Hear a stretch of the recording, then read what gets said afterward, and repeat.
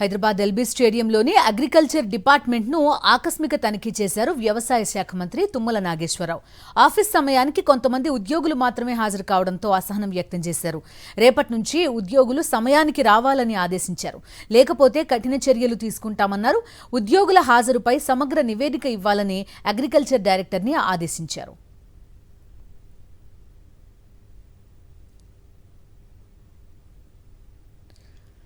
హైదరాబాద్లోని పలు ప్రాంతాల్లో శానిటేషన్పై జీహెచ్ఎంసీ కమిషనర్ ఆమ్రపాలి ఆకస్మిక తనిఖీ చేపట్టారు.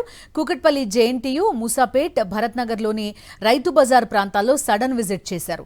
వీధుల్లో పరిశుభ్ర వాతావరణం ఉండేలా చెత్తను పూర్తిగా క్లీన్ చేయాలని అధికారులను ఆదేశించారు. ఇటు ఖైరతాబాద్, ఎల్బీనగర్, సికింద్రాబాద్ జోన్స్ పరిధిలో పలు ప్రాంతాల్లో శానిటేషన్పై ఆకస్మిక తనిఖీ చేశారు జోనల్ కమిషనర్లు అనురాగ్ జయంతి, హేమంత్ కేశవ్ పాటిల్, రవికిరణ్.